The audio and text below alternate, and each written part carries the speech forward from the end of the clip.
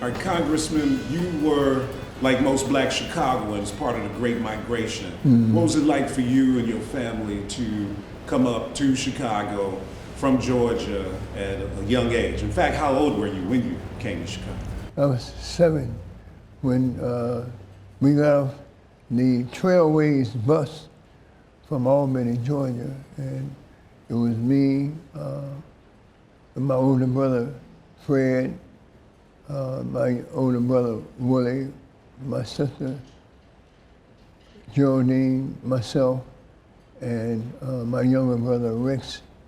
We all got off that Trailways bus back in 1953 and came to Chicago, and it was a culture shock for me because I was born in a little place called Sylvester, Georgia, but raised for my first years in the city of Albany, Georgia.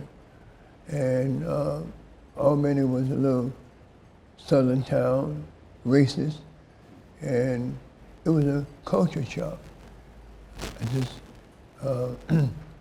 walked through literally inches of snow to get here this morning, and there was, I don't remember snow being in Georgia, you know, and so you can imagine a young man, 7 years old, facing a Chicago winter, you know.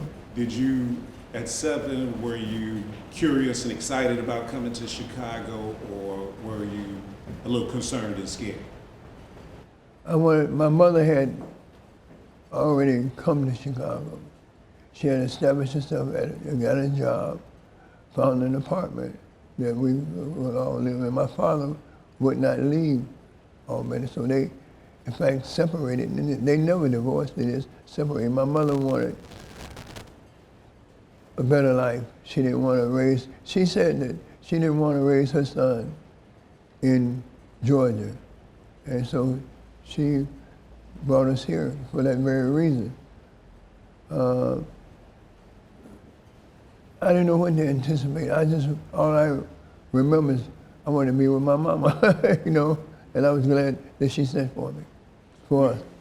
When you got here and you got into school, did you start seeking out role models or people who were going to be influences for you? Did they appear for you to see black people being more progressive in Chicago than they were in the South?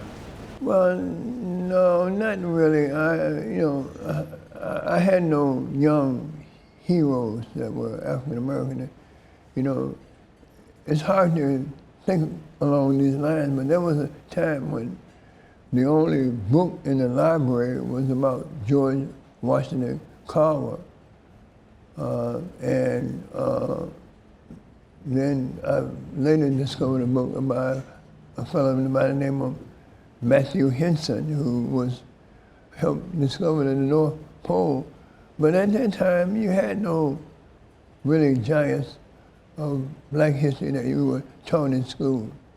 And so I found myself, because I have an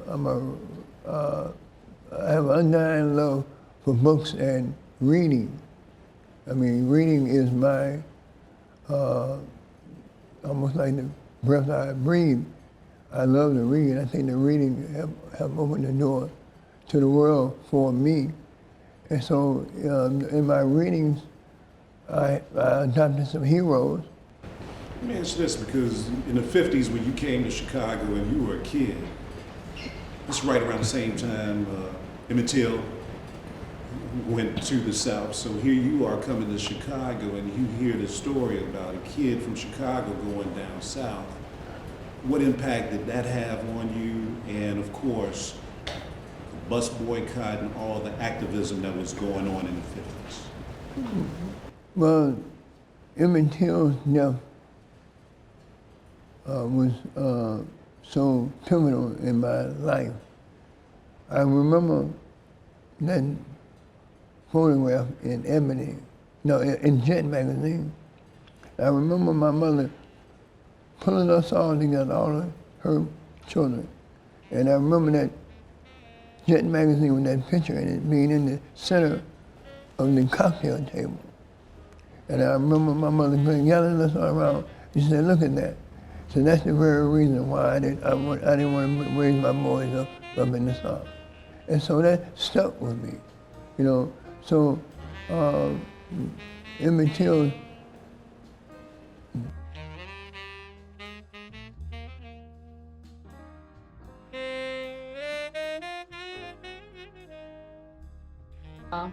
recall how Emmett Till was lynched, a child 14 years of age, for minute behavior, I'm going to call, because the punitive behavior that was casted upon him because of alleged whistling at a white woman, I think was ridiculous at 14 years old. And he was lynched for that, and the manner in which he was lynched, and the outcry of the public, because television was what the computer is to us today, the internet, and the world was able to see what had been going on in the South for years. It had not just started, and by no means was Emmett the first or the last. So I go back to that pain. I go back to that suffering. I go back all the way back through slavery, when they brought our people back on the ships, and how they had no mercy on them. They had no respect of life. We was just like a part of the cattle. You know, we were lynched. They treated the dogs better than they treated blacks. However, I reflect on that a lot, and the fear that my people went through, the anguish that my people went through, and the fact that they couldn't speak up at that point. They couldn't fight back because they didn't have the means or the knowledge in order to do it. And they knew that if they did, they knew that the penalties was usually going to be grave. As far as trying to communicate with the powers to be, writing, calling, petitioning, demanding, those are the things that we can do at this point, and still fighting, trying to keep our voices out there and being heard, because and letting them know that it is necessary to have an anti-lynching bill, because it is murder, yes, but it's a different tactic. And there is no, that crime needs to be more defined, because suppose this group of people had actually gotten into the chambers and got their hands on many of the people that serve the country, the lawmakers there, that would have been a form of lynching. Lynching is not just always the blacks or the Latinos or the whites. It sometimes has no respect to color. It's from Chicago. He's been around for years. He knew Mrs. Mobley. He knows the ins and outs of the case and of the family. So I think it's very important. And he has gone through many of these atrocities himself, and then to have to be faced with his life being endangered again at the Capitol, where he should have been very safe.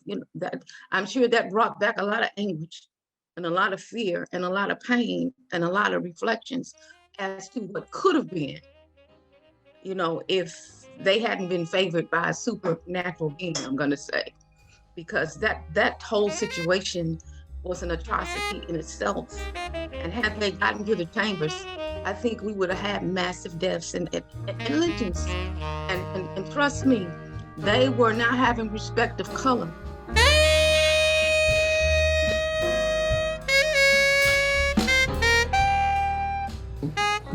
Understand the cruelty of racism, made me know that there was racism, made me want to desire to fight against racism. It gave me something that I didn't think that I would have as a young man, and that was a new area to try to make a change about. So, and try to make, this was the frontier, the discovery that I had been seeking in my younger years, because this was right there and right in front of me. And so a member of the Panther Party was not having a base of operations. So he asked Bob Brown and I and the fellas who we were hanging around with in SNCC. He asked the SNCC contingency in Chicago to join the Panther Party with him in order to give him a base of operation. And that's how I became a Panther, strictly for political reasons. And that April meeting, session, that April rally out in Maywood, where Stokely was invited to speak, was where I met Fred Hampton. First time I had any conversation at all with Fred Hampton. And so I went to California based on Stokely. I mean, the fellas, we all pulled our money together. They sent me as a delegate, as an ambassador from them to California. I met a fellow by the name of Don Cox, D.C., at the airport in D.C., because they knew I was coming. So D.C. was very close to Eldridge, Cleveland. And D.C. took me to Eldridge's house, where I met Eldridge and Kathleen. Stayed overnight at Eldridge's house. The next morning I went to the Panther headquarters in Oakland. Eldridge lived in San Francisco. So I went to Oakland, where I met with Bobby Seale, David Hilliard. Huey Newton was in jail. And June Hilliard. David Hilliard was the chief of staff. And June Hilliard, his brother, was the assistant chief of staff. So I met with all of them. And I told them I wanted to start a chapter in Chicago. They read back, we already got a chapter in Chicago. We don't need you. Well, I knew the guys who had been perpetrating as they were Panthers. They wore their leather jacket and the coat, the caps, the leather jackets and the tam and goose. But they didn't do nothing, man. They weren't no organized. There was a bunch of guys profiling, trying to get some, trying to impress the ladies. That's all they were doing. So, but they told me, so we already got a chapter here. We don't need you. But what you can do, if you take a box of Panther newspapers and a bag of buttons and sell those, and then we'll put you on our distribution team. You can distribute the newspapers and sell the buttons, So I came back with a box of buttons, a bag of buttons rather, a box of newspapers. We sold them, but I wasn't authorized to set up a chapter here. But something in me, and okay, if my mind is made up, it's made up. So I decided, well, notwithstanding, I know Chicago. I knew what was going on. So I said, well, I'm going to continue to do what I do. So I went, and I knew that the guys, Drew Ferguson, and the guys who was acting like Panthers, who was imitating Panthers, they didn't have an office. So, I located an office, got the least. Sammy Rayner, the alderman of the 6th Ward at the time, I remember the silent 6th.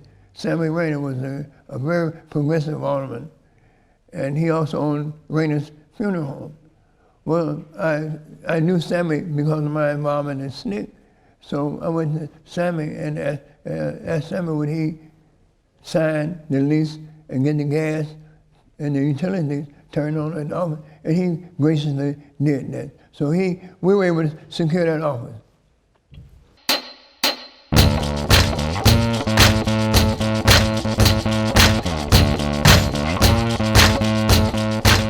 Congressman, did you realize at the time that the Black Panther Party was going to have the historical legacy that it has? I mean, when you look at films and documentaries that are bringing up the Black Panther Party, at that moment, did you realize this was going to be a movement and an institution that was going to be talked about for a long time, 50 years later? Oh, absolutely not. We didn't, those of us who were under the gun in the Panther Party, the ones that were real, who were totally committed to serving the people, body and soul. We didn't think of our life in terms of, or our legacy in terms of years. We thought of our life in terms of seasons. I mean, Chicago was a hotbed, man. During that time, police was shooting real bullets. It wasn't theory. So at least I developed the knack for living my life basically between summer and winter. I knew that when it was winter, people would go in Chicago, people would go inside their homes. Chicago would shut down somewhat.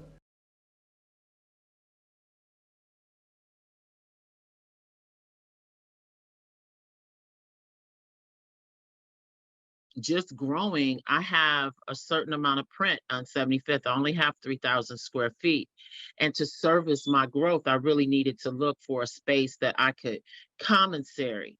And I learned that from being around entrepreneurs at Navy Pier. So that was another advantage for me, getting around the Let Us Entertain You group and having them feel so comfortable to talk to me about what their strategies were. And one of them that I employed was the commissary strategy so that I could control quality in order not having everything baked and everything, a whole process at every single location. So I set out to do that, and I found the Cupid Candy Factory. The Greater Chatham Initiative helped me with that process, and we found the Cupid Candy Factory. But the gentleman, I was like, okay, so I'm interested in the building, but what are you gonna do with all this stuff? And at that time, he was like, well, I'm just gonna send it to a company in Michigan that makes candy. I'm like, why are we gonna do that? We should, I want to do it. And so we started down a process. Unfortunately, it didn't work out because he left the planet. But, it's going good at Cupid. Soon, Brown Sugar, we will be manufacturing our cakes there and also the candy on Western. And then we can ship where I can control the quality at one spot and know what's going to the other spots we service. The pandemic changed your mind. And if you are unemployed, you've got all the motivation to get employed. Use that. Be motivated by the fact that you have the opportunity that you didn't have before, because fear is real and making a change is difficult. So sometimes we get put into a space where we are forced to make a change. And I would say, let's use the pandemic to force us forward and get busy. I'm panicking in this pandemic. Did we have any idea that something a century or decades later that would be interest in the Black Panther Party? No, not really. Revisionist history, of course, wants people to think that the Black Panther Party was a terrorist group. But as we see in these films and documentaries, the Black Panther Party was involved in social programs and civics. And it sounds like it was structured like a real political party. Was that your segue into politics, the civics that were being taught by the party? Well, the party because of our understanding of dialectics, which is really a struggle of opposites, all right, and not a species and antithesis, then you get the synthesis. That's basically how we, that was taught. And dialectical materialism is just a reflection of that. But it was the contradiction in society. So early on, Huey and Bobby and some of the thought leaders in the party, they said, in order to change the system, you can't stand outside of the system. To change, you got to be in the system in order to change it. Raise the contradictions from within the system, not just criticize it from the outside. And that led to a decision in 1972, I believe it was, in the early 70s, for Bobby Seale to run for mayor of Oakland, California, Elaine Brown to run for city council in Oakland, California. And so that was our foray at the national level into politics.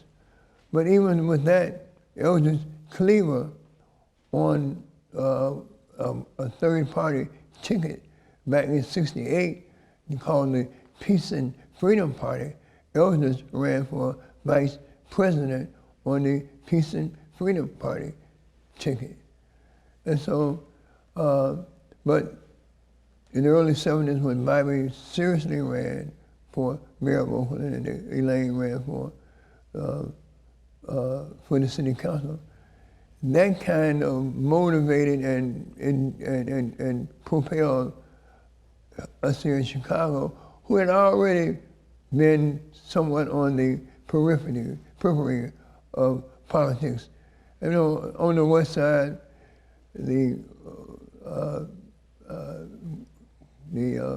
ward committeeman over there would try to encourage us to, he wanted us to work in the ward organization, and some party members earned a few bucks by, you know, working in the ward organization over there from time to time around election time.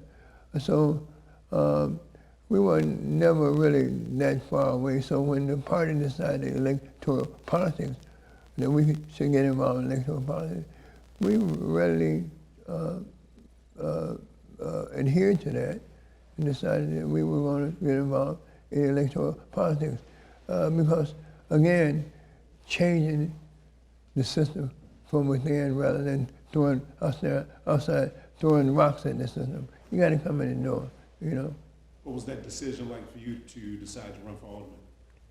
Well, I decided to run for alderman because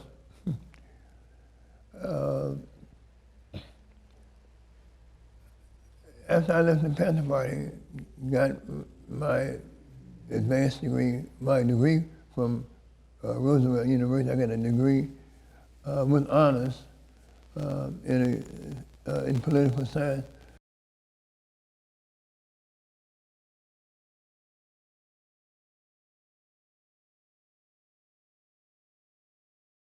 Co-founder and co-CEO of operations and strategic development for Urban Growers Collective. And I'm also a partner owner of Green Era.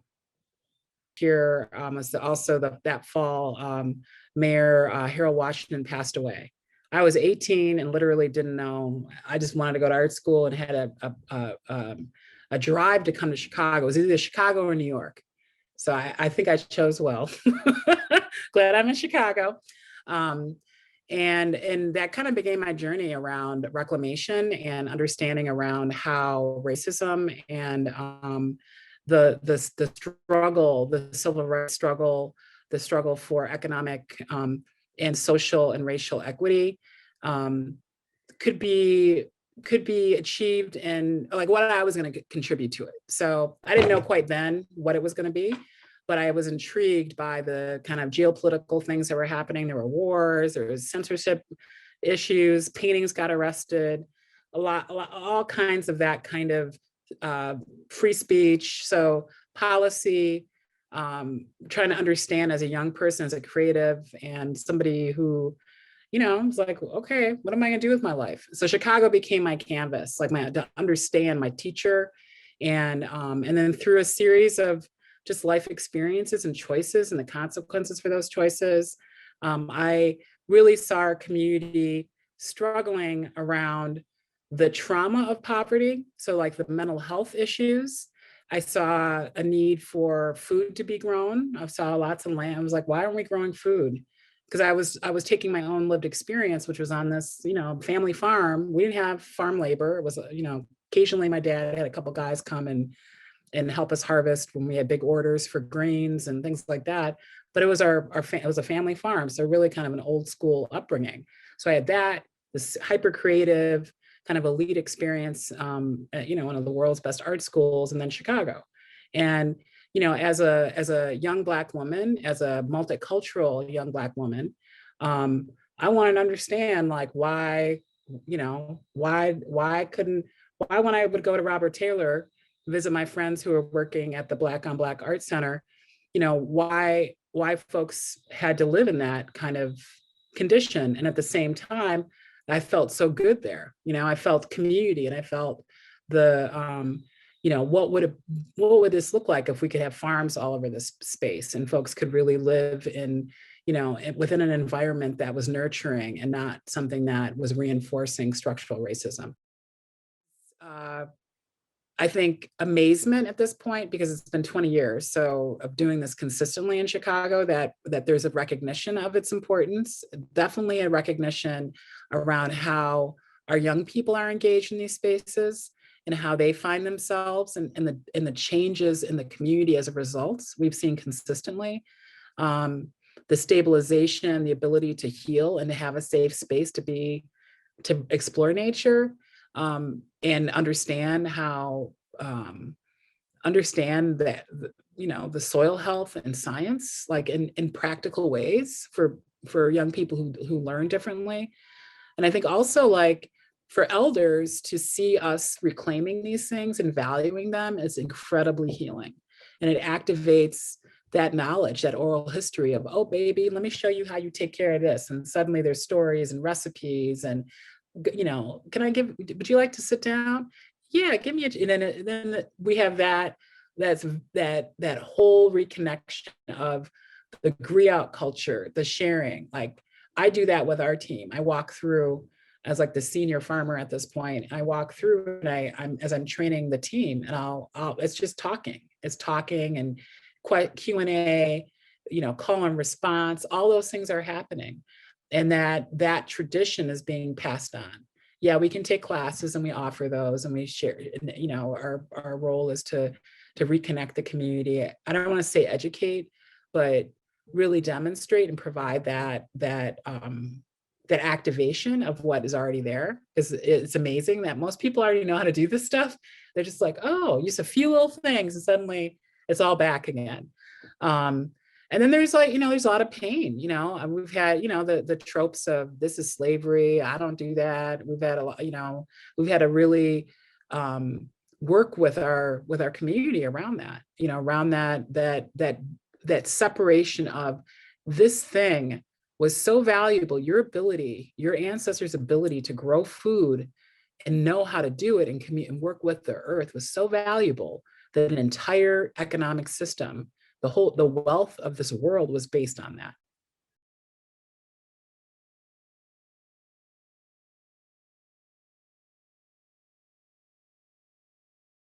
I am an orthopedic surgeon. I'm also the chairman of the Department of Surgery here at St. Bernard, and I'm also medical director of clinical programming and health outcomes. Long title, but it's necessary. I'm also vice president of the medical staff. A lot of recent efforts in remodeling our emergency room to better handle the large number of patients that we have, unfortunately, that have and suffer from mental illness. And, with the closure of a lot of the neighborhood mental health facilities, over the last few years, that has put more attention and more traffic, through a lot of our local emergency rooms. So we made a concerted effort to try to accommodate both that in the increase in mental health patients, so that we could more effectively treat them and at the same time give the time, attention, and space that was needed for those who were coming in that didn't have mental health crises. Because sometimes if you're coming in and you have a mental health crisis, and you're coming in and you don't have a mental health crisis, sometimes that's a little difficult to navigate. And so we just wanted to make sure we were providing the needs for both patients. One of the other things that we've done over the last several years, and I guess that's been now 4 years, was the development of our ambulatory care center. And what we attempted to do in the development of that building was try to bring resources to our community, and by way of providing medical services for the patients in Inglewood and beyond, so that patients didn't have to necessarily go outside of their area to receive, care for specific services. Because what we were seeing is that patients, were traveling sometimes, 2 buses, 2 trains, what have you, to get to different services that they needed. And so by the establishment of the ambulatory care center, what we were trying to do is bring that care into the community. As I'm saying that, one of the things I've also found over the years, being a specialist, I've been here at St. Bernard now for 9 years, and seeing patients that come requiring orthopedic services, I think has been a microcosm of what happens in healthcare. And it's particularly noticeable for me as a specialist because I have people coming to me from the border between Illinois and Wisconsin, and as far south as you can imagine in Illinois and everywhere in between. And they'll say, you know, you're the only orthopedic surgeon we could find that would take my insurance.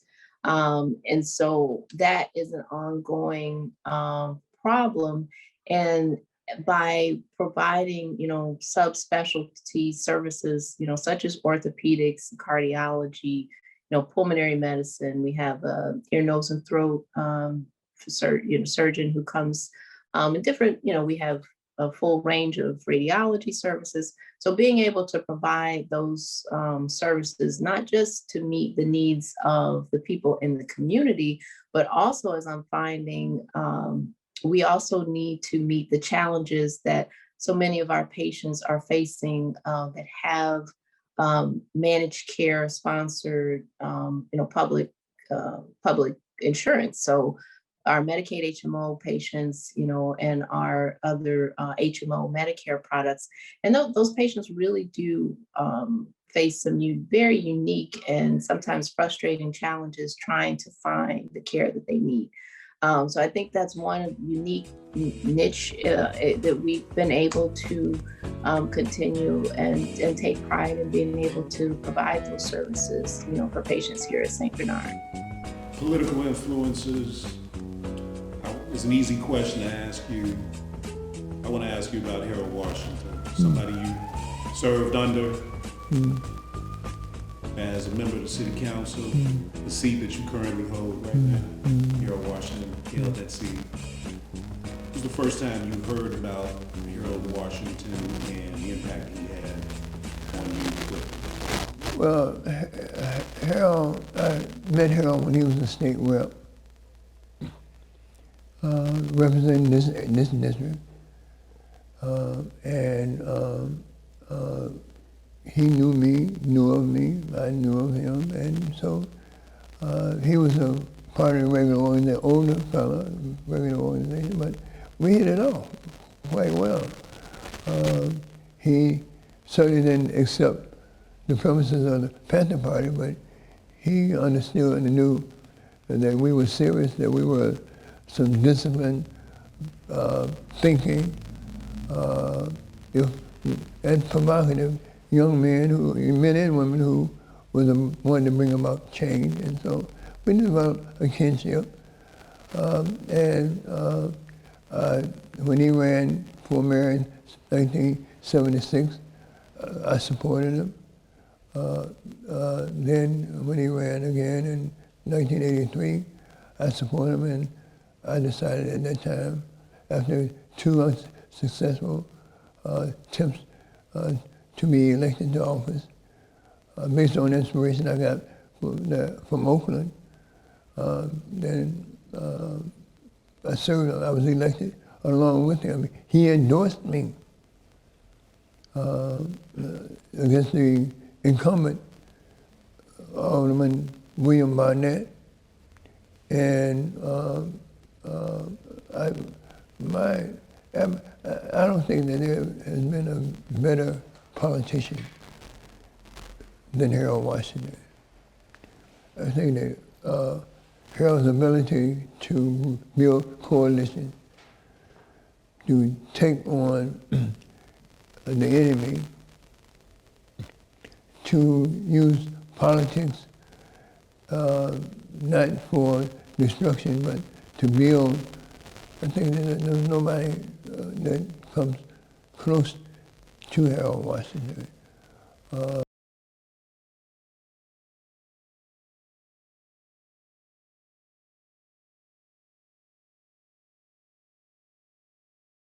name is D. Vincent Thomas Jr., PhD. My title in the Coast Guard is Lieutenant Junior grade, so I'm the rank of an Officer 02.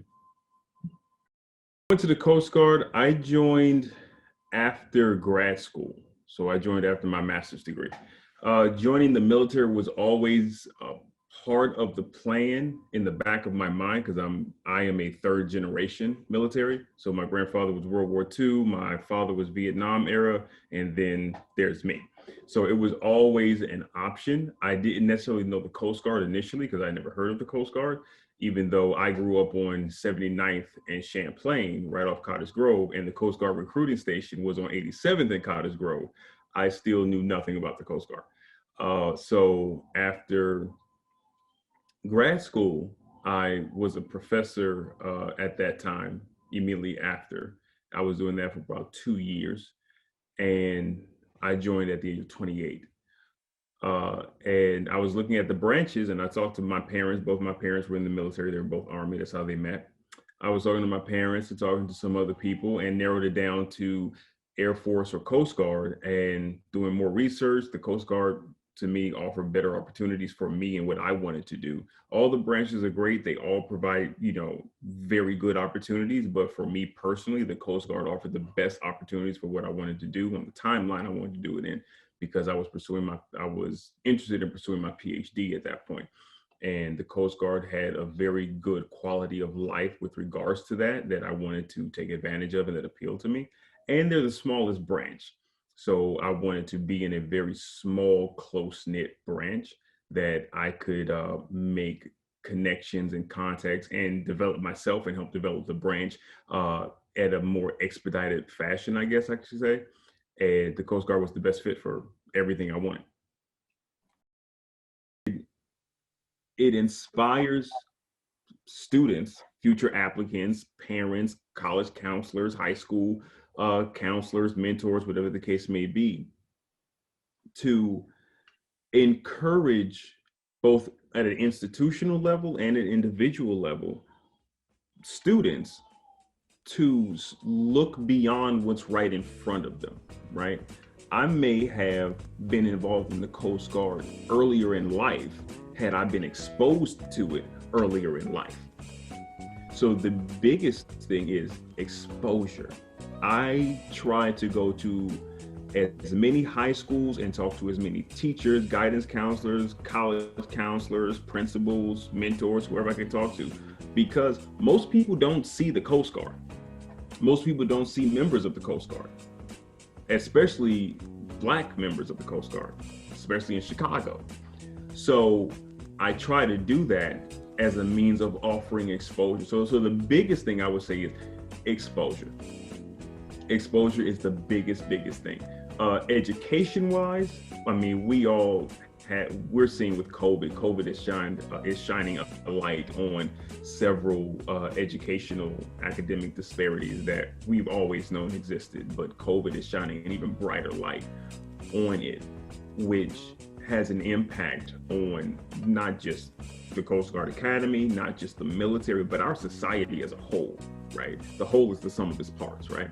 Our society as a whole is having an impact on that. So there is no, whatever happens in society that impacts the Coast Guard Academy or the Coast Guard, it's also having equal and maybe even larger impacts in other aspects of our society.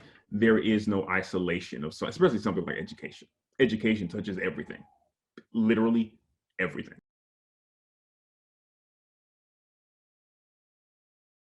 Years have been full of a lot of controversy and acrimony.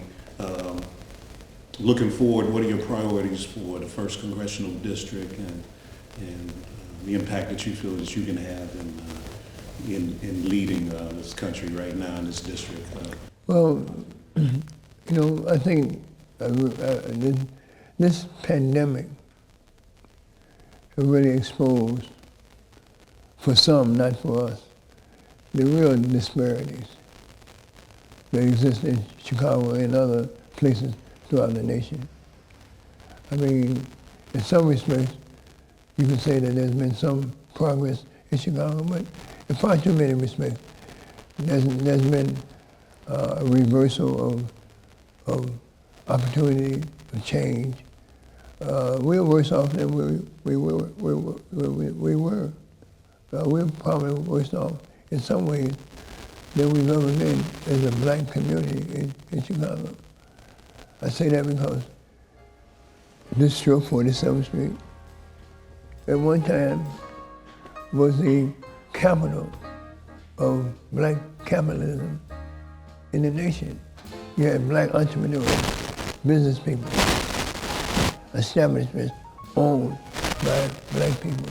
At one time, we had 9 banks, black owned, in the city of Chicago. We got a half of a bank now. How you gonna do business if you don't own the bank? Who gonna respect you if you can't negotiate in the bank?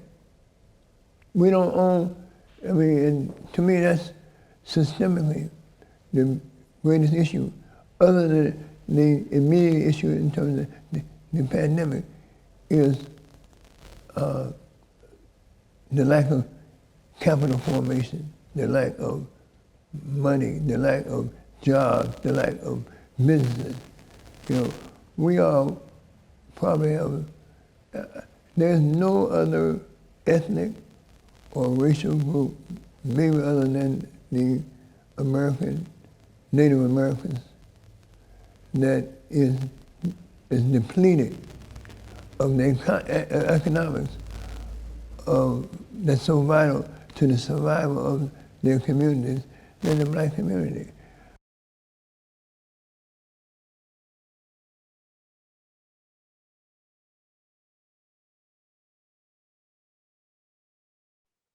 I'm Karen Norington-Reeves. I'm the Chief Executive Officer of the Chicago Cook Workforce Partnership. We are the workforce development system for the city of Chicago and Cook County. And what that means is that we help people hone their skills and find jobs, and we help employers find the talent that they're looking for. The work that I do now was not a straight one at all. I actually started off as a teacher and eventually became a lawyer. I actually always wanted to be an attorney. And I was always drawn to public law, so public service, not corporate, had really no interest very much in the private sector. I was really focused on helping people and systems changes and helping people change their lives. And so I came to this path honestly through a failed election. I ran for public office and lost, and that took me down a path of being a public servant, but in a different capacity. I was a chief of staff in a ward. I then went to the state of Illinois as a deputy director overseeing state-funded workforce development programs.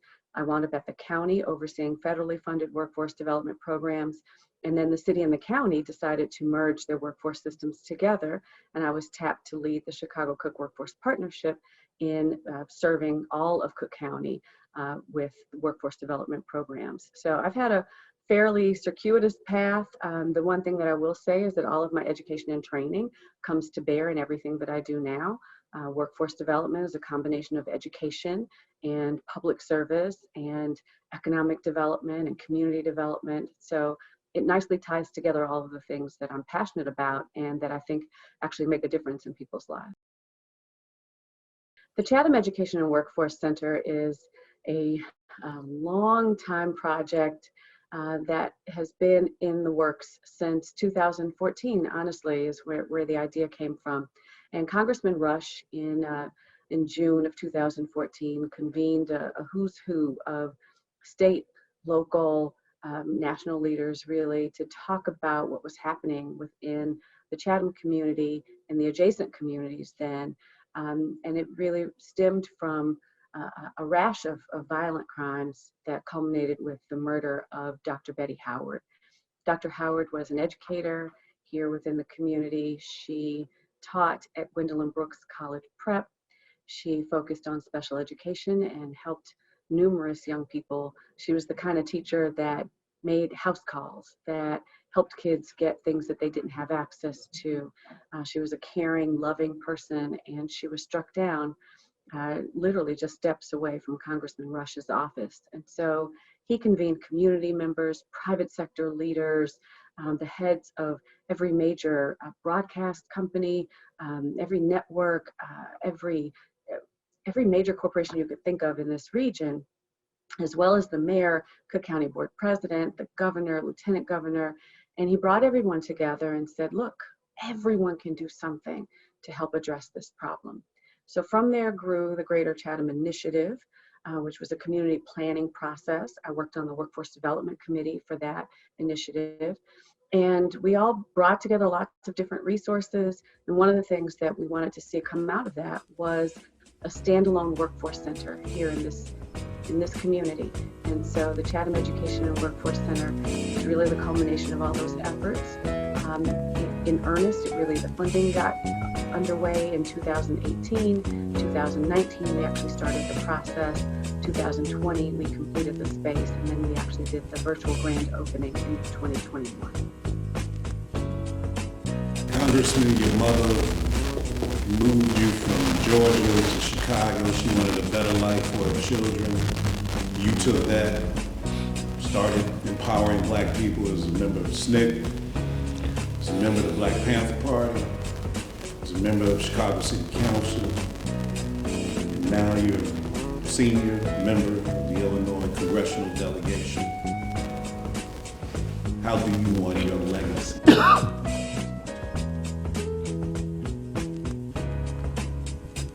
A very important aspect of my life that you had not touched on is that I pastor a church.